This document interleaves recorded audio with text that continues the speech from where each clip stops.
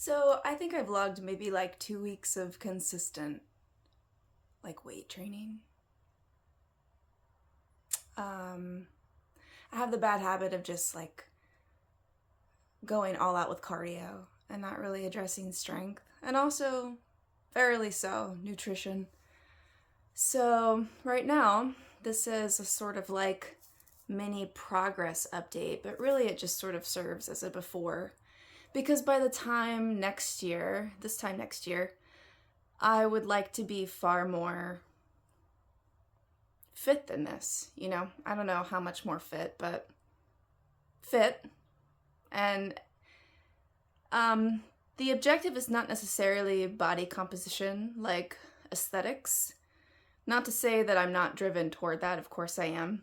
I'm a 90s girl, right? We all went through that body image stuff that circulates. It's perpetuated in our culture to sort of strive toward this almost impossible ideal, and to beat ourselves up if we don't attain that, because there's this sort of subliminal negative reinforcement of the things that ultimately do serve our highest good, our natural interest, our mental, spiritual, and physical well-being. If we harbor these ideas about our body image that we're not good enough, that does ripple out into all areas of our lives. So I'm definitely trying to shift my focus, which was very much aesthetically driven, to a far more functional, performance-driven model.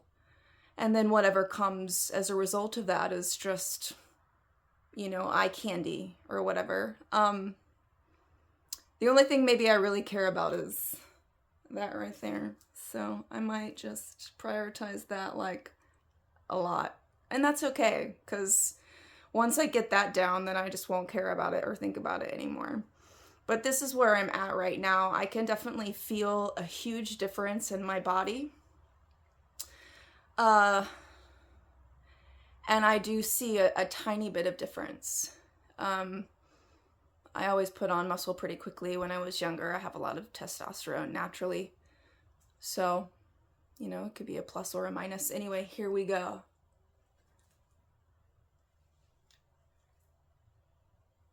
Legitimately, I am 39 years of age as of June this year, born 1984. Always made terrible grades, but was mostly praised for physical fitness and the arts.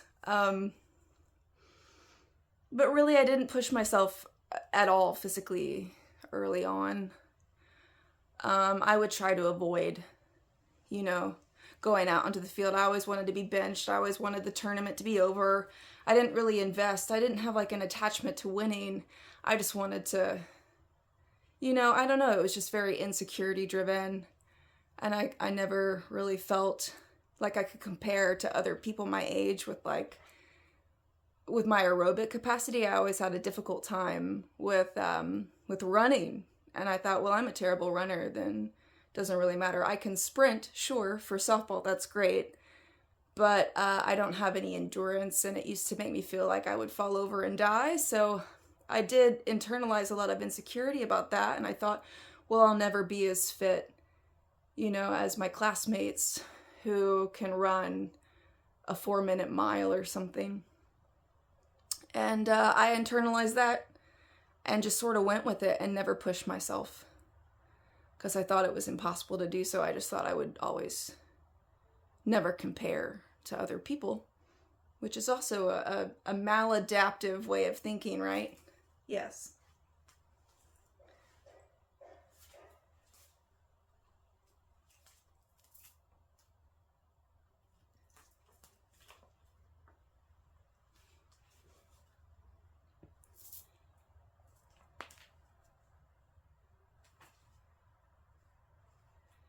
So I do notice a tiny bit of difference in my glutes.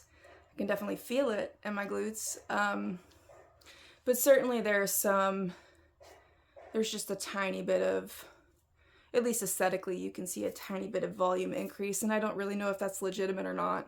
Someone mentioned like a sort of false positive of water retention, and then it just sort of goes away. And I bet that is what it is. I need to go back and review the scientific term because it was super fascinating.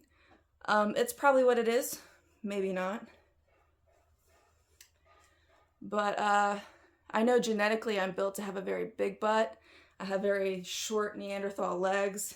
I have a longer torso, and my butt just, right? Which is, I'm built for sprinting. And so my butt always reflected that, you know, power, explosive driven effort, in addition to powerlifting. So I was able to put that muscle mass on and retain it without much effort. But it quickly went away, you know, as you age and leave the world of fitness.